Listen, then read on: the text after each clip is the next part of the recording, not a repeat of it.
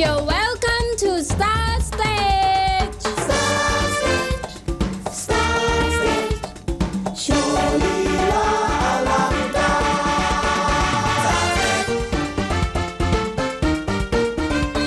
สนับสนุนโดย Pantene Pro V เผยสิ่งดีๆที่ซ่อนอยู่ในคุณ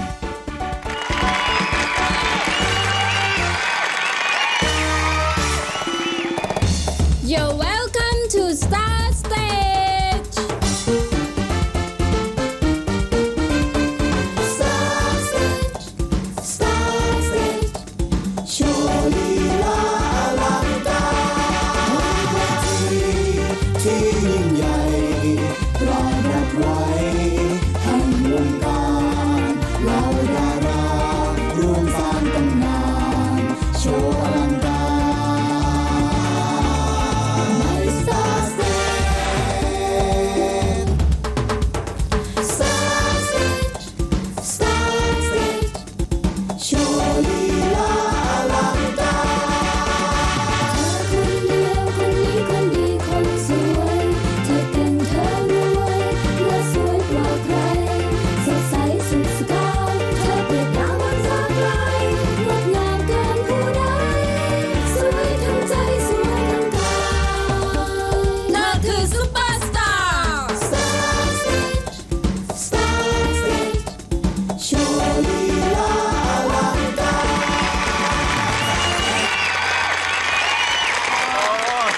สวัสดีครับท่านผู้ชมครับ ขอต้อนรับเข้าสู่เวทีแห่งดวงดาวที่หรูเลิศตระการตานะครับ และเปิดตัวกับผมนะครับก๊อฟอัคราอมรเจริญกุลครับ หลาดิฉันนิรดีศรีเพนค่ะ ครับ ขอต้อนรับเข้าสู่ Star Stage ครับ ครับผมวันนี้เป็นไงครับวันแรกเทปแรก ตื่นเต้นเนาะ ตื่นเต้นมากค่ะ นอกจากฉากจะตระการตา ครับ แล้วนะคะ แดนเซอร์คึกคักมากเลย โอ้โห และที่ เต้น สำคัญแขกรับเชิญพิเศษของเราวันนี้นะคะ เรียกได้ว่าเป็นนางเอกขวัญใจของทุกคนเลยค่ะ ครับ ถามพี่กอล์ฟก่อนเลย ครับ จำได้ไหมคะว่าสาวน้อยนะคะที่ชอบขี่ม้า ตีเทนนิสนะ ครั คะ บ เต้นรำและที่สำคัญเลยนะคะแหม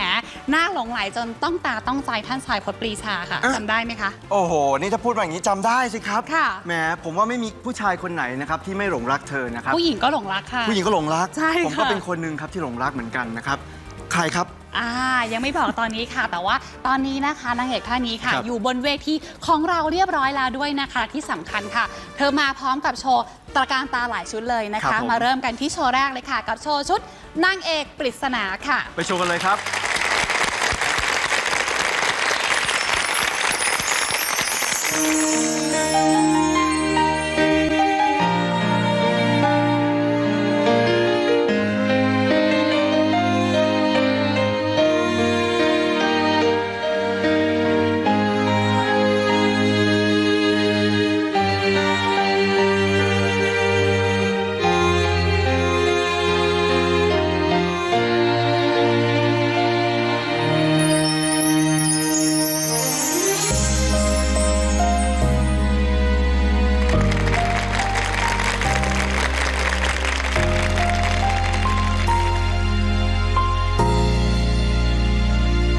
หากฉันเพ่งมองตาเธอให้ลึกหน่อย อย่างน้อยอาจทำให้ต้องเฉลียวใจ ว่ามีความหมายใด ซ่อนในดวงหรือไทย บ่งบอกความในใจที่ดวงตา หากรู้ว่ารักเจ้ายังหลีกเล่นหลบ ถ้าพบจะพาดวงใจเปี่ยมรักมา แอบอารมณ์ระมุน อุ่นไอรักชักพา ให้วิญญาสองเรารื่นสรานโอ้ความรักนั้นอยู่ไหนยายจึงไม่เห็น มองหาเช้าเย็นมิพบผ่าน ใจเอ่ยใจเราโชดเคราหรือนั้น ปล่อยรักนั้นให้เดินผ่านไป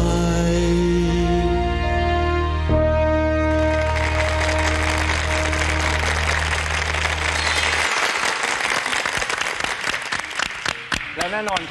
ศิลปินที่มาประเดิมเวทีของเราคนแรกนะครับไม่ใช่ใครอื่นที่ไหนนะครับพี่หมิวลลิตาสศิประภานั่นเองครับขอต้อนรับเข้าสู่รายการครับ สวัสดีค่ะ สวัสดีค่ะ และสำหรับช่วงแรกนี้นะคะ สนับสนุนโดยแชมพูแพนทีนค่ะ ครับพี่หมิวครับเมื่อกี้เห็นพี่หมิวโอ้โหเต้นสวยมากนะครับแล้วต้องบอกเลยว่าตอนนี้นะปริศนาตอนนู้นกับตอนนี้เนี่ยไม่ต่างกันเลย ขอบคุณ ความ มาก สวยยังคงอยู่ สวยขึ้นค่ะ สวยขึ้นอีก ค่ะจริง โอ้ ถ้าพูดถึงปริศนานะคะจอย ครับ เชื่อว่าก็จะคนก็จะจำได้ในบทบาทของพี่หมิวในปริศนานะคะ ก็จะเป็นแบบแก่นๆแล้วชีวิตจริงพี่หมิวแบบมีแก่นๆซนๆอย่างนั้นบ้างไหมคะ ๆอ๋อตอน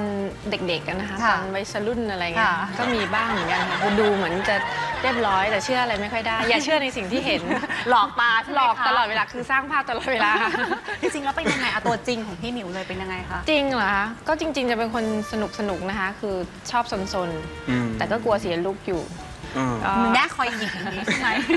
ก็จริง ๆ แล้วเป็นคนซนนะคะ ค่ะ ตั้งแต่เด็กๆแล้วค่ะ เห็นบอกว่าไม่ซนธรรมดานะคะพี่กอล์ฟคือเห็นแบบนี้เลยแต่ว่าใช้กระโปรงนี่ช้อนปลาขึ้นมานะยังไงคะพี่หมิว ยังไงครับพี่ห คือ มิว เมื่อก่อนอยู่เซนต์โยเซฟบางนาไงคะ ครับ จะออกเป็นทุ่งๆหน่อยไงคะ ค่ะ พอหน้าฝนน้ำก็จะท่วม ครับ พอน้ำท่วมก็แข่งกับเพื่อนจับปลา ยัง ก็ไม่มีอุปกรณ์ ค่ะ ก็ใช้กระโปรงนะคะจับปลา ก็จำได้ไหมคะ จับได้ นอกจากจับปลาแล้วยังมีตำส้มตำด้วย ค่ะ ในห้องเรียนเล ใน ย ห้องเรียนเลยค่ะท้าทายมาก แล้วอาจารย์ไม่ว่าเหรอคะ ว่าสิคะ ตอนแรกว่าจะยอมรับดีไหม เพราะว่าดูภายนอกแล้วอาจารย์ไม่เชื่ออยู่แล้วว่าทำ อ้าวแล้วยอมรับไหมคะ ก็ยอมรับค่ะกลัวเพื่อนโกรธ โอ้แต่ไม่คิดนะว่าจะเล่นเอากระโปรงนะฮะช้อนตักปลาขนาดนั้นตามส้มตำมาในโรงเรียน นอกจากจะซ่าแล้วเนี่ยพี่หมิวก็ยังเป็นนักกีฬาด้วย ใช่โอ้ทั้งอะไรนะครับ แมนมากๆทำทุกอย่าง ทำอะไร เลยเนี่ย บ้าง เก่งจริงๆนักกีฬาอะไรบ้างจ๊ะ แชร์บอลค่ะ เป็นตัวอะไรคะ เป็นเซนเตอร์ อุ้ยเซนเตอร์นี่สำคัญมากเลยนะ ตัวต้องสูงด้วยนะ ใช่ค่ะ เพราะปัดลูกอย่างเดียวไงพอเล่นก็ให้คนอื่นเล่น แล้วเก่งไหมคะ ก็ใช้ได้นะพี่ก็ว่า ต่อก็สุด แต่ เอ๊ะยังไง พี่ ค บ รั อบ กไม่เก่งได้ไง หน้า อะ ไม่ค่อยมั่นใจนะ เอาพี่เก่ง โอเค บอกพี่ เป็น เก่ง ชนะมาเอาอย่างนี้ดีกว่าชนะไหม ชนะ คะ ก็ต้องมีบ้าง แล้วนอกจากแชร์บอลแล้วมีเล่นอย่างพี่หมิวก็จะมีตีเทนนิสอะไรขี่ม้าอะไรด้วย อ๋ออันนั้น ปะคะ นอกโรงเรียนแล้วค่ะ มี น อะ นี้ ไร ปเยน บ้างที่ทำกิจกรรมที่ตัวเองชอบ ก็มีขี่ม้า ครับ มีเทนนิสว่ายน้ำ อืม แล้วก็เล่นเปียโนตอนเด็กๆ แต่ตอนนี้เล่นไม่ได้แล้ว ชอบที่จะเล่นกีฬาหรือว่าโดนบังคับหรื ชอบ ยังไง ชอบ คะ ค่ะชอบหมดทุกอย่างเลยที่แม่ส่งไปเนี่ย ไม่ได้ถูกบังคับ ไม่ได้ถูก นะคะ บังคับเลยชอบทุกอย่างเลยค่ะเป็นคนชอบ สมัครใจ กิจกรรมทุกอย่างเลยค่ะ ครับ พูดถึงเนี่ยเพราะว่าพี่หมิวเป็นเด็กกิจกรรมหรือเปล่าคะถึงได้ ค่ะ สามารถที่จะเข้ามาทำงานในวงการ ก็เป็นส่วนหนึ่งเพราะทำให้เรามีความกล้า ค่ะ นะคะกล้าที่จะแสดงออก ครับ แต่จริงๆ คือคุณแม่เป็นนักแสดง แล้วเมื่อก่อนก็ติดคุณแม่ไปเวลาคุณแม่ไปถ่ายละคร ก็จะไปด้วยตลอด ค่ะ แล้วทีนี้ก็มีคือเป็นเด็กอยู่ข้างกองถ่ายอยู่แล้วไงคะก็มีคนเห็นแววก็ชวนมาเล่นละครค่ะ เรื่องแรกที่เล่นล่ะ สะ คะ พายสลัม เล่นเป็นอะไรยังไง เป็นนาง คะ เอกตอนเด็กๆค่ะ โอ้ โอ้โหนี่ฉายแววตั้งแต่เด็ก แล้วก็เล่นมาเรื่อยๆ เล่นเป็นเล่นของช่อง 3 6 พี่น้อง ต้นส้มแสนรัก ครับ เหลือจะลอยอะไร อืม นะคะแล้วก็ป่าปรารถนาแล้วก็มาเป็นปริศนาของพี่ไก่เนี่ยค่ะ โอ้แต่ปริศนานี่ดังมากๆ ตอนนั้นเนี่ยไม่มีผู้ชายคนไหนไม่หลงรักปริศนา อืม ครับ แต่ละค่ะ แล้วก็ยิ่งมาเจอตัวจริงยิ่งหลงรัก โอ้ขอบคุณมากค่ะ รัก วันนี้ทำอะไรได้หลายอย่างนะคะ ครับ ต้องชม ก็เดี๋ยว หน่ ต้องไปดูนะครับ ก็เอาละครับ เดี๋ยวช่วงหน้านะครับ ไปดูกันดีกว่าว่าชีวิตความเป็นมาของพี่หมิวเนี่ยจะเป็นยังไงนะครับ การที่เข้ามาในวงการได้นะครับ เล่นหนังไปแล้วกี่เรื่องนะครับ แล้วก็จะมีโชว์สวยๆเด็ดๆมาให้ชมกัน อย่าพลาดนะครับ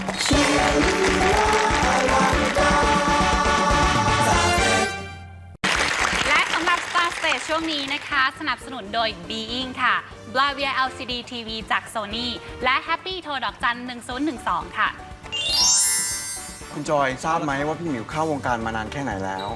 กี่ปีแล้วคะจริงๆ เห็นตั้งแต่เด็กๆอ่ะ ตั้งแต่เด็กๆเลยนะครับ ประมาณ 20 กว่าปีได้ไหมครับ 20 กว่าปีค่ะ ไม่ต่ำกว่า 20 ปีค่ะ โอ้โห น่าจะสัก 26 ปี น่าจะ ไหมค 26 ปีนะที่เราเช็คกันมา ไม่ นะ ต้ ค อ รับ งเน้นไม่ต้องเน้น ไม่ต้องเน้น ไม่ต้องเน้น ไว้ดูเด็กอยู่ค่ะ ไม่เป็นไร โอเค 20 กว่าปีพอพี่นะครับ ค่ะ แล้วก็คุณจอยทราบไหมว่าพี่หมิวเนี่ยเล่นละครมากี่เรื่องแล้ว กี่เรื่องคะ ละครนะครับ ค่ะ 26 เรื่อง เยอะมากนะครับ ละคร แล้วก็กับพี่ไก่เองนี่ก็ เป็น 10อะค่ะ เป็น 10 กว่า ค่ะ นะครับ ค่ะ แล้วก็หนังอีกนะครับ หนังภาพยนตร์ 9 เรื่อง พี่หมิวเนี่ยผ่านละครมาแล้ว ผ ผ่านหนังมาแล้วนะครับ สิ่งที่ผ่านมาแล้วอีกอย่างนึงคือพิธีกรใช่ไหมครับ ค่ะค่ะ กี่รายการครับพี่หมิว ก็ตอนนู้นมี Happy Birthday นะคะรายการหนึ่งแล้วก็มีผู้หญิงวันนี้อยู่ช่วงหนึ่งแล้วก็ ครับ มีว้าวที่ได้เดินทางไปต่างประเทศ จริงๆทำมา 3 รายการมา3 รูปแบบเลยชอบรายการแบบไหนมากที่สุดคะ ชอบว้าวนะคะว้าวสนุกดีเพราะว่าได้เที่ยวเยอะ ครับ ที่ แล้ว จะ ก็ ไป สบาย เมืองนอก ๆ บ่อยๆใช่ไหม ค่ะ คะ ช่วงนั้นคือเที่ยวตลอดเลยคือไปทำงานหลาย ๆ ประเทศแล้วก็ได้เที่ยว ครับ ค่ะสนุกดี เอาละค่ะแล้วก็สำหรับอีกบทบาทหนึ่งนะคะ คือในมาดของนางแบบจะเชื่อว่าตลอดระยะเวลา 26 ปีอ่ะพี่หมิวไม่เคยขาดจากแผงหนังสือเลย ใช่ เรียกว่ามีแมกกาซีนก็จะมีหน้าปกพี่หมิวตลอดพี่หมิวจำได้ไหมคะว่าถ่ายประมาณกี่เล่ม โอ้โหไม่เคยนับเลยเหมือนกันค่ะ แต่ถ้าบอกตัวเลขก็จะตกใจมากเลยนะ 319 เล่มค่ะคุณผู้ชม แต่ว่าหัวหนังสือนะคะ 68 ชื่อ คืออาจจะถ่ายซ้ำๆกัน ค่ะ เช่นแพรวหลายเล่มดิฉันหลายเล่ม แต่ละปีอย่างเงี้ยค่ะค่ะ นอกจากจะถ่ายหนังสือนะคะ แล้วก็ยังพี่หมิวเองก็ยังเดินแบบด้วยทำไมถึงได้เริ่มไปเดินแบบได้คะ พี่ตัวกิรติค่ะชวน ค่ะ ตอนนั้นดวงใจบีสนะคะชวนไปเดินแบบ แล้วก็มีหลาย ๆ ร้านเสื้อช่วงนั้นก็กำลังเรียนหนังสือด้วย แล้วพอตอนเย็นพอเรียนเสร็จตอนเย็นก็ไปเดินแบบก็สนุกดีค่ะตอนนั้นแล้วคุณแม่รู้จักกับพี่ตุ๊กก็เลย ครับ บอกให้พี่ตุ๊กสอนเดินแบบ จำได้ไหมว่าพี่ตุ๊กสอนยังไงบ้างคะเวลาจะไปเดินแบบ ก็เดินให้หลังตรงอะไรอย่างเงี้ยค่ะให้สง่าแล้วก็ คือมี ค่อยๆเดินบนเหมือนกับเดินเบาๆอ่ะ ครับ ไม่ ขวา อย่าลงเท้าหนักเงี้ยค่ะ อ๋อเหมือนแนวเดิน ค่ะแต่สไตล์ของแต่ละคนมันก็ต้องไปปรับเข้ากับตัวเองว่าแบบไหนนะคะ มีแบบว่าเอาหนังสือที่แบบเอามา เอาเชิญหัว มาวาง ใช่ บ ไหม น มีไหม หัว วาง แล้วก็เดินอย่างนั้นไหมครับ ตอนนั้น มีไหมครับ มันน่าจะมีนะจำไม่ได้แล้วเหมือนกัน แต่ป้าบอกว่าให้เดินหลังตรงๆนะคะ อืม ให้ หนังสือยังอยู่ได้ ฮะ ยังอยู่บนหัวได้ไม่หล่น ติดกาวไว้ค่ะ เอาละค่ะใจเชื่อนะคะว่าพูดแบบนี้แหมคุณผู้ชมคงจะอยากเห็นพี่หมิวในลีลาของนางแบบแล้วใช่ไหมคะวันนี้นะคะ เรามีเครื่องเพชรสวยๆนะคะจากเจมพีซบายชูชัยค่ะ เดี๋ยวพบกับโชว์ชุดลาดิตาสตาร์ไดมอนด์ได้เลยค่ะ Supermodel, supermodel, make some love. The rhythm ain't play.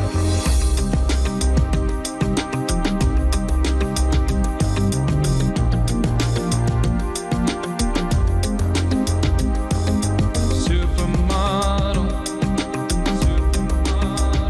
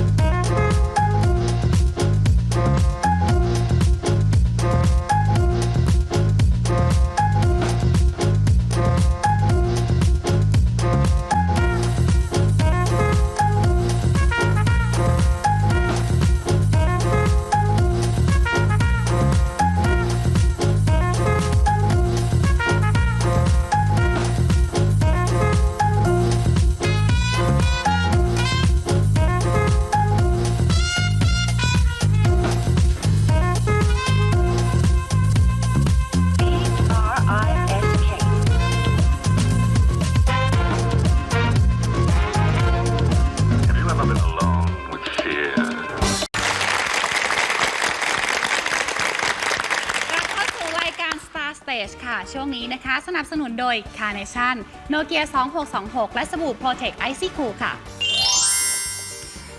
น้องจอยครับ ค่ะ เราก็เห็นพี่หมิวเล่นหนังนะครับ ค่ะ เล่นละครมาก็หลายเรื่องมากนะครับ แล้วก็ทั้งเดินแบบนะครับถ่ายแฟชั่นมา ค่ะ แต่ว่าทายสิครับว่ามีสิ่งหนึ่งที่เรายังไม่เคยเห็นพี่หมิวได้ทำเลย ร้องเพลงค่ะ ถูกต้องครับ ค่ะ นะครับ แล้ววันนี้นะครับStar Stage ของเรานะครับได้สามารถหลอกพี่หมิวให้มาร้องเพลงให้เราฟังได้ ดูไม่ดีเลยนะ ดูหลอกลวงนะค่ะ ต้องหลอกครับต้องใช้วิธีหลอกเพราะว่าไม่งั้นเธอจะไม่ยอม ใช่แล้วต้องบอกคุณผู้ชมไว้เลยนะคะ ว่าคุณผู้ชมจะต้องจับตาดูดีๆค่ะ เพราะว่าโชว์ครั้งนี้นะคะ อาจจะเป็นครั้งแรกและครั้งสุดท้ายค่ะ เพราะว่าพี่หมิวบอกว่าพี่หมิวจะไม่โดนหลอกแบบนี้อีกแล้วนะคะ ใช่แล้วนะครับ เพราะฉะนั้นนะคะ ไปชมโชว์ชุดนี้เลยค่ะ ในโชว์ชุดฤดูหมิวฤดูไหนค่ะ เชิญชมครับ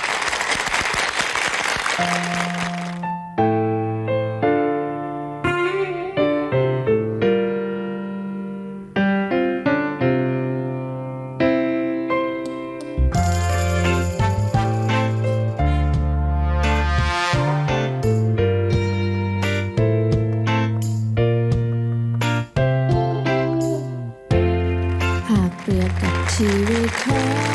คนเมื่อยังสุขลงจนใจมันยังไม่อยู่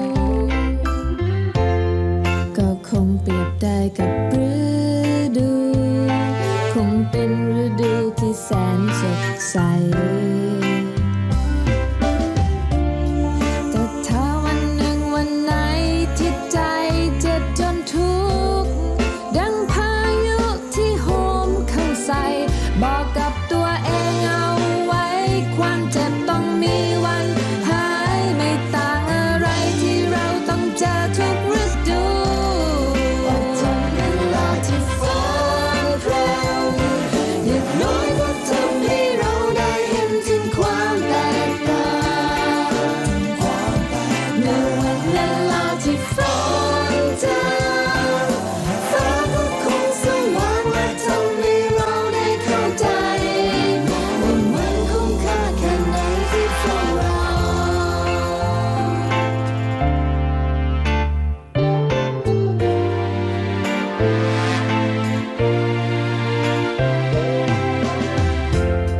เมื่อวันที่ต้องเจ็บช้ำใจจากความผิดหวังจนใจ มันรับไม่ทันเป็นธรรมดาที่เราต้องไว้วัน กับวันที่อะไรมันเปลี่ยนไป แต่ถ้าวันหนึ่งวันไหนที่ใจเจ็บจนทุกข์ดังพายุที่โหมเข้าใส่บอกกับตัวเองเอาไว้ความเจ็บต้องมีวันหายไม่ต่างอะไรที่เราต้องเจอทุกฤดูอดทนเวลาที่ฝนพรำอย่างน้อยก็ทำให้เราได้เห็นถึงความแตกต่างเมื่อวันเวลาที่ฝนจางฟ้าก็คงสว่างและทำให้เราได้เข้าใจว่ามันคุ้มค่าแค่ไหนที่เฝ้ารอ พ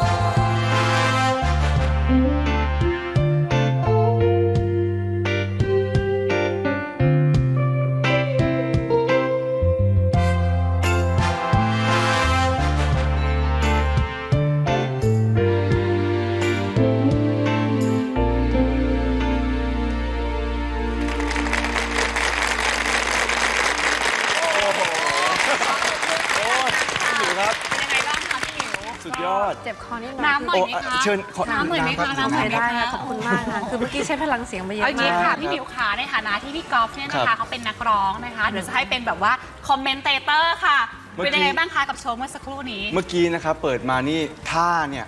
อย่างแรกเลยท่านักร้องมาก นำไปก่อน ท่านำก่อนเลย เพราะเป็นนักแสดงไงคะ ใช่ครับ อ่า แต่พอได้ยินเสียง ไม่คิดว่าพี่หมิวจะเสียงดีขนาดนี้ จริง ให้ลองร้องอีก อย่า ไหม สิ พี่หมิว ไม่ค่ะ พอแล้ว พอไม่ พอเหรอคะพอแล้วค่ะ พอแล้วค่ะ ๆ แล้วทำไมถึงเลือกเพลงนี้ล่ะครับ อ๋อ เพลงนี้มีความหมายดีค่ะ ครับ มีความหมายดี เป็นเพลงที่ให้กำลังใจดี เพราะว่าชีวิตเราเหมือนกับบางวันก็มีทั้งความสุขและความ ค่ะ ทุกข์นะคะ ครับ เราก็ต้องให้กำลังใจตัวเอง ใช่ ก็คือฤดูที่แตกต่างนะคะ ค่ะ แล้วก็ภาพที่เราเห็นพี่หมิวนี่คือภาพในหนังสือฤดูไหนหรือเปล่าคะ ค่ะใช่ค่ะหนังสือรุ่นไหนเมื่อ 8 ปีที่แล้ว ค่ะ ครับ อืม มีหรือยังฤดูไหน เดี๋ยวต้องไปหาซื้อแล้ว แต่ว่าเดี๋ยวก่อนผมมีเล่มล่าสุดครับ ขอโทษที ค่ะ นี่ลอลิงตกใต้ต้น ค่ะ น่าใช่ไหมครับ ค่ะ เป็นหนังสือพ็อกเก็ตบุ๊กเล่มใหม่ล่าสุดใช่ไหมครับ ใช่ค่ะ เป็นเล่มที่ พี่ห ส มิ อ ว งใช่ไหม เป็นเล่มที่ 2 ค่ะ เกี่ยวกับอะไรบ้างคะข้างใ อันนี้เป็นเรื่องเกี่ยวกับลูกล้วนๆเลย ครั ค่ะ บ เป็นเพราะว่าแม่ก็คงขายไม่ได้แล้ว อุ๊ ต ย อนนี้ก็คงเป็นเรื่องของลูกล้วนๆแล้วนะคะ ค่ะ ก็เด็กก็จะมีความน่ารักไร้เดียงสาเนี่ย ค่ะ ก็จะเป็นบันทึกจดไปว่าแต่ละวันเขามีความสนุกสนานยังไง นี่คือพี่หมิวจดบันทึกทุกวันที่ ก็ไม่ ที่ลูก เกือบทุกวันเป็นบางวันที่เป็นคำๆอะค่ะ แต่ว่าแอบอ่านมีอยู่อันหนึงเขาบอกว่าพี่หมิวร้องเพลงกล่อมลูก ค่ะ แล้วลูก เป็นไง ไม่อยากฟัง อันนั้น อันนี้คือยังไงพี่หมิวร้องให้ฟังนี่ยังไงเล่าให้ฟังหน่อยได้ไหม ร้องอีกเหรอ ถ้าร้องสดเนี่ยลูกเอามือปิดปากแน่ คือร้องเพลงแล้วลูกเอามือปิดปาก แล้วบอกว่าแม่อย่าร้องเลยเพราะนอนไม่หลับ เอาละค่ะ เรื่องคุณแม่ไปแล้วแต่จอยเชื่อว่าคุณผู้ชมอยากรู้มากๆเลยเรื่องนี้เรื่องคุณพ่อ คุณพ่อนี่คือ เรื่องพี่ก้อง คุณพ่อของลูกทั้งสอง ค่ะ เป็นยังไงบ้างคะพี่ก้องกี่ปีแล้วคะพี่หมิว 7 ปีค่ะ เป็นยังไงบ้างคะ7 ปีแล้ว ก็น่ารักค่ะ แล้วก็เรียนรู้กันมาเยอะนะคะ ก็ตอนแรกๆ เวลาจีบกันมันก็ประมาณหนึ่ง ครับ แต่ทีนี้พออยู่ด้วยกันก็เรียนรู้กันไปเรื่อยๆ ลองผิดลองถูก ครับ นะคะเขาสังเกตเราแล้วก็เราก็สังเกตเขาคอยสังเกตกัน ค่ะ ค่ะ ตอนนี้ทุกอย่างก็โอเคค่ะ ช่วยกันดูลูกสำคัญที่สุดตอนเนี้ย ครับ แล้วในฐานะพ่อล่ะคะพี่ก้องเป็นยังไงบ้าง ลูกเนี่ยค่อนข้างจะเห็นเขาเป็นฮีโร่เพราะเป็นผู้ชายเนี่ย ครับ ค่ะเขาก็ต้องเป็นผู้นำที่ดีแล้วก็ลูกจะได้ทำตาม ครับ มีใครแบบว่าติดพ่อติดแม่อะไรอย่างนี้ไหมคะ คนโตจะติดทางคุณพ่อค่ะ ค่ะ แล้วก็คนเล็กจะติดหมิว พูดถึงตรงนั้น ค่ะ ขอโทษนะฮะ เดี๋ยว ค่ะ ขอดูรูปนิดนึง ค่ะ ขอนั่งตรงนี้หน่อย ค่ะ โอ้โห ขอใกล้ชิดพี่หมิว คุณยาย ขอโทษนะครับ ใกล้เนี่ย ขอใกล้ชิดพี่หมิวนิดนึง ค่ะ จะสังเกตนะครับว่าน้องคนโตเนี่ยน้องแพลงก์ต้นเนี่ยจะหน้าเหมือนคุณพ่อ น้องคนเล็กเนี่ยจะหน้าเหมือนคุณแม่ถูกไหมครับ เหมือนกันเลย หน้า ค่ะ เหมือนกันเลยค่ะแก ใช่ค่ะ เราชัดเจนมากแบ่งลูกกันไปเล ใช่ ย โอ้ แล้วจริงๆอย่างเห็นอีตันนะคะ ก็จะเล่นละครด้วยแล้วเวลาแบบวันไหว้ครูเขาก็จะแบบว่าดูมีเสน่ห์แล้วทุกคนก็จะลุมแบบอีตันอยู่คนเดียวเลยเขาชอบไหมคะพี่หมิว อีตันค่อนข้างจะชอบอะไร ครั ที่ บ เกี่ยวกับวงการบันเทิงนะคะ แต่ตอนนั้นเขายังเล็กอยู่นะเขายัง ค่ะ จำชื่อเขาไม่ค่อยได้ ค่ะ บอกว่าวันนี้ต้องเล่นเป็นสมหมายวันนั้น สมห ค่ะ มาย เพราะแม่เป็นสมชายต้องเล่นเป็นสมหมายวันนี้ต้องชื่อสมหมายนะ ค่ะ อีตันวันนี้ชื่ออะไรชื่ออีตันค่ะ จบกัน วันนี้ต้องเล่นเป็นสมหมาย ค่ะ สมหมายวันนี้ชื่ออะไรอีตันครับ อยู่นานค่ะแล้วก็ปรากฏพี่แดงกับแม่ก็ไปช่วยกันซ้อมจนถึงตอนเย็นก็เล่นได้ แล้วสรุปเป็นอีตันหรือเป็นสมหมาย เป็นอีตันเป็นสมหมายค่ะ แล้วก็พอหลังจากเป็นสมหมายได้อีกวันต่อมาก็แม่เป็นสมหมายใช่ไหมคืออะไรติดไปเลยคือชอบ อินเลยใช่ไหมคะเอาละค่ะจะว่าตอนนี้นะคะ เดี๋ยวเราพักเรื่องราวของพี่หมิวเอาไว้สักครู่นะคะ แต่ว่าช่วงหน้าค่ะคุณผู้ชมรับรองเลยนะคะว่าพี่หมิวจะมาโชว์ที่แบบว่าพิเศษที่นี่ที่เดียวแน่นอน แต่ว่าจะเป็นโชว์อะไรนั้นติดตามช่วงหน้าค่ะ และสำหรับ Star Stage ช่วงสุดท้ายนี้นะคะ สนับสนุนโดย Resona Dry Stick ค่ะ พี่หมิวนะคะ นอกจากจะเป็นคนที่รักงานทางด้านการแสดงแล้วนะคะ ก็ยังรักเรียนอีกด้วยค่ะ เพราะว่ามีอยู่ช่วงหนึ่งนะคะ พี่หมิวนี่ทิ้งวงการไปเลยนะคะ เพื่อที่จะศึกษาต่อทางด้าน Interior Design ที่ประเทศอังกฤษนะคะ แต่ว่าขอคุยย้อนกลับไปนิดนึงค่ะพี่หมิว ตอนสมัยเรียนปริญญาตรี เลือกเรียนคณะ ศึกษาศาสตร์ค่ะ ตั้งใจจะเป็นครูหรือเปล่าคะ อ๋อจริง ๆ เลือกหลายคณะค่ะตอนนั้นที่เลือกเนี่ยเพราะว่ากระแสของห้องคือเพื่อนๆเลือกก็จะเลือกตาม ค่ะ แล้วก็ไม่รู้ว่าตัวเองชอบอะไรจริง ครับ ๆ จนมาได้ศึกษาศาสตร์เนี่ยซึ่งเป็นอันดับสุดท้าย ค่ะ แต่ปรากฏเรียนแล้วสนุกและมีความสุขมากเพราะใกล้เคียงกับตัวเองมาก ค่ะ ค่ะเป็นเอกอังกฤษแล้วก็โทฝรั่งเศส แล้วก็มีเรียนถ่ายรูปมีอะไรเงี้ยแล้วมีทำกิจกรรมมีไปฝึกสอน ครับ มันเข้ากับตัวเองกว่า อ๋อ โชคดีไป ได้ฝึกสอนคือไปฝึกสอนเด็กจริงๆเลยเหรอครับ ใช่ค่ะ แล้วตอนนั้นเป็นไงครับชอบไหมครับ ก็สนุกดีค่ะสนุกดี ไม่แล้วมันไม่วุ่นวายเหรอคะพี่หมิวเพราะว่าพี่หมิวก็เป็นดาราเราด้วยอะแล้วพอไปฝึกสอนแล้วเด็กเขาไม่แบบแตกตื่นนะคะ ดีค่ะเด็กก็จะนิ่งๆดี นิ่งเหรอจะนิ่งจริงเหรอ นิ่งเหรอฮะ ก็นิ่งๆ นี่คือ ก็ ตะลึงในความสวยหรือเปล่า ผมว่าเอาใช่ใช่ใช่ อันนั้นทางนักเรียนชายใช่ไหมคะ ใช่ใช่ทุกคน นะ ตะลึงมากเลย อืม หรือว่าฟังไม่รู้เรื่องก็ไม่รู้หรือว่าแบบ สอนอะไร เขาไม่มาขอแบบลายเซ็นครูเป็นดาราอะไรอ อ๋ ย่า อง เงี้ย ก็ เหรอคะ มีสมุดจัดการบ้านไงคะจะมีตั้งสูงเลยอะเซ็นสมุดจัดการบ้านเยอะ คือเด็กก็ตั้งใจทำกันบ้านมากเลย เพราะว่าอยากได้ลายเซ็นครูหมิว เป็นไปได้ ก็จะได้แบบว่าตั้งทำกันบ้านมาส่ง เป็นไปได้นะ อันนั้นคือในบทบาทของครูนะ ครั คะ บ แต่ว่า ครู มีอยู่ช่วงหนึ่งเนี่ยทราบว่าพี่หมิวก็เป็นสาวออฟฟิศด้วย อืม ยังไงคะ อ๋อก็มีช่วงหนึ่งคือหยุดตัวเองเหมือนกับช่วงวัยรุ่นหาตัวเองอะไรอย่างเงี้ยใช่ไหมคะก็อยากจะไปเรียนเมืองนอกอะไรเงี้ยไปแล้วก็วิชาที่ชอบก็คงเป็นวิชาอะไรที่เกี่ยวกับด้านศิลปะ ครับ ก็เลยเลือก Interior Design อ๋อ เรียนปีแรกปีเดียว จริงๆก็เหมือนกับอยากไปแบบอยู่เองอิสระเสรีเนื้ออันใดอะไรอย่างนี้ ใช่ แล้วเป็นยังไงบ้างคะกับการไปเรียนชีวิตที่นู่นที่แบบอาจจะไม่เคยได้รับอิสระแบบนั้น ค่ะ ปีแรกโอ้โหสนุกสนานมากเลย ค่ะ มันแบบหูตื่นตาตื่นใจค่ะ ค่ะ ค่ะแต่ก็สนุกดีแล้วก็กลับมาทำงานอยู่ประมาณ 10 เดือนได้ ครับ ก็สนุกไปอีกแบบหนึ่งแล้วก็ได้เพื่อนกลุ่มใหม่ สนุกมากเพราะว่าเพื่อนๆเฮฮากันมาก ครับ แต่ทีนี้เนี่ยโดยงานแล้วต้องนั่งโต๊ะอยู่กับโต๊ะนานๆแล้วหมิวไม่ค่อยชินเท่าไหร่นะคะ ค่ะ เพราะว่าอาชีพของหมิวจะได้เดินทางได้ไปนอกสถานที่ตลอด ครับ ก็ไม่ค่อยเป็นพนักงานที่ดีเท่าไหร่มีแอบหลับใต้โต๊ะต่างๆนานา จริงเหรอ เดี๋ยวนะ มี ฮะ ค่ แล้วโทษนะครับ ตอนนี้บริษัทยังอยู่ไหมครับ ไม่แล้วค่ะ เอ๊ะยังไงล่ะ ไป ครับ หมด เนี่ย แล้วนะคะเขานอนอยู่ขนาด น นี้ อน คือไม่วันๆไม่ทำงานนอนอย่าง ทำค่ะ เดียว ทำค่ะแต่เวลาเจ้านายไม่อยู่ดีนะคะตอนนี้คือออกมาแล้วพูดได้ อ๋อแล้วครับ ก็คือบ แอ ริ บ ษั น ท อนตอนก ก็ ลางวัน คือหลังจากพี่หมิวเขาทำงานก็เจ๊งไปเรียบร้อย ใช่ แล้ว หลังจากพวกหมิวเข้า เขา นะฮะ เปลี่ยนกิจการไปทำอย่างอื่นค่ะ โอเค แล้วอนาคตเราจะได้เห็นพี่หมิวกลับไปทำ interior design หรือว่าอาจจะไปเป็นครูสอนเด็ก หรือว่ามีเปิดโรงเรียนสอนเด็กอนุบาลอะไรอย่างนี้ไหมครับ ชอบ มีไหม นะคะชอบเวลาไปโรงเรียนอนุบาลแล้วก็เจอเด็กๆที่โรงเรียนอนุบาลสนุกดี ครับ แต่ถ้าถึงขนาดเปิดเองคงไม่ไหว เพราะว่ารับผิดชอบลูกแค่ 2 คนก็จะแย่แล้ว แล้วต้องรับผิดชอบเด็กๆหลาย ๆ ชีวิตคงไม่สามารถนะคะ ไม่ต้องถึงขนาดนั้น แต่อย่างอินทีเรียไม่แน่วันหนึ่งชอบอยากที่จะมีร้านเล็กๆ มีเฟอร์นิเจอร์เล็ก อืม ๆ แบบ คือเหมือนออกแบบ ง่ายๆ เฟอร์นิเจอร์ว่าจะทำขายอย่างนี้ใช่ไหมคะ ครับ หรือว่าของแฮนด์เมดอะไรเงี้ยชอบ เอาละค่ะนั่นก็เป็นเรื่องราวในอนาคตนะคะ ว่าพี่หมิวเนี่ยจะทำอะไรบ้างค่ะ ครับ ก็นะฮะ เดี๋ยวไปติดตามกันดูนะฮะว่าอนาคตจะทำอะไร แต่ว่าช่วงนี้ไปโชว์สุดท้ายแล้วนะครับ เด็ดสุดบอกได้เลยว่าStar Stage ของเราต้องอลังการงานสร้างแน่ ๆ นะครับ ซึ่งพี่หมิวก็ได้นำโชว์มาให้เราดูกันนะครับ ไปชมกันเลยครับ Memoir of Geisha ครับ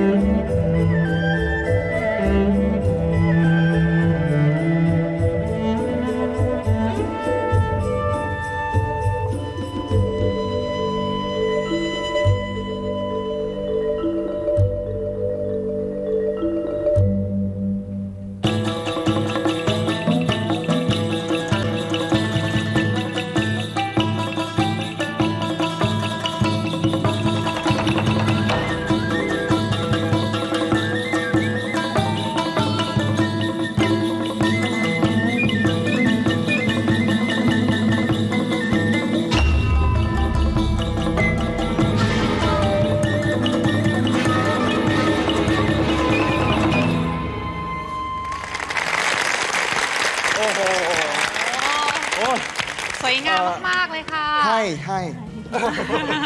ต้องให้นะครับ เพราะว่า ใช่ ภาษาญี่ปุ่นนะฮะวันนี้ ค่ะ เกอิชา ใช่แล้วทำไมพี่หมิวถึงเลือกที่จะแสดงโชว์นี้คะ ค่ะก็ชอบเกอิชานะคะ กว่าจะมาเป็นเกอิชาได้นี่มันใช้เวลานาน แล้วก็ต้องใช้ทั้งความอดทน แล้วก็เรียนรู้เรื่องศิลปะต่างๆ ไม่ว่าจะเป็นการร้องการเต้นการเล่นดนตรีชงชา ดูว่าเขาจะต้องใช้เวลาในการเรียนนานนะคะมันก็ ซ้อมไม่เท่าไหร่แต่งตัวสิครับ อ๋ออันนี้อ๋ออันเลยค่ะ แต่งตัวนี่เมื่อกี้นี่ประมาณเท่าไหร่3 ชั่วโมงได้ไหม ค่ะ ครับ เท่ากับตอนซ้อมเลยค่ะ ตอนซ้อม ท่าเต้นนะคะ ใช่ไหมฮะ พาเต้น3 ชั่วโมงเองเหรอคะ ประมาณ 2 วันแต่วันละประมาณ 2 ชั่วโมง โอ้โห แล้วก็มาซ้อมวันนี้อีกนะคะ แต่ว่า บวก ชุด กับแต่งตัวแล้วเท่ากันเลยค่ะ โอ้โหชุดนี้เห็นบอกว่า5 ชั้นนะครับ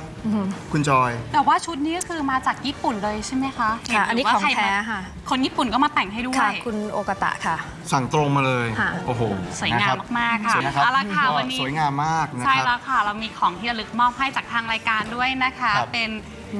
นี่เลยค่ะ ดอกไม้สวย ครับ อ่า ๆ จาก Miss Lily Flower มอบให้พี่หมิวค่ะ ขอบคุณค่ะ ครับ ค่ะ นอกจากดอกไม้นะครับก็จะมีรูปสวยๆนะครับที่ถ่ายเมื่อกี้ อ๋อเมื่อกี้ เกอิชานะครับจากนะครับStar Stage นะครับโดยวรายุทธนะครับอันนี้ ขอบคุณค่ะ ครับผมแล้วก็ต้องขอบคุณนะครับ Image Sofa and Motion Furniture นะครับแล้วก็ขอบคุณนะครับเสื้อผ้าพิธีกรชายนะครับของผมสูตรเจ้าคุณครับ ค่ะและชุดพิธีกรหญิงสวยๆแบบนี้เลยนะคะ จากก้องเกียรติค่ะ และชุดแขกรับเชิญของเรานะคะ จากคุณนิต้าค่ะ ครับ และที่สำคัญนะคะ ต้องขอขอบคุณพี่หมิวมากๆเลยนะคะ สวัสดี สำหรับ ค่ะสวัสดีค่ะ โชว์สวยๆทุกชุดเลยนะ ครั คะ บ ดีค่ะ แล้วก็ขอบคุณท่านผู้ชมทุกท่านด้วยนะครับ แล้วก็เดี๋ยวเรามาพบกันนะครับอาทิตย์หน้านะครับตอนเที่ยง 45 นะครับ ส่วนวันนี้สวัสดีครับ สวัสดีค่ะ สวัสดีครับ มาถึงเนี่ยม5ม6เขานัดกันประท้วงตรงกรุงเทพคริสเตียนไม่ตัดผมทรงนักเรียนข้างผมนี่ ครับ ข้างๆที่ตัวก่อม็อบ แต่ตอนหลังหักหลัง พออาจารย์มาเยอะๆเฮ้ยพวกเราใจเย็นๆก่อน ต้นตะการจริงต้นนายนี่แบบนี้เลย ยังไง แล้วก็ได้เป็นสภานักเรียนไป ประมาณนี้หรือเปล่าทำนอง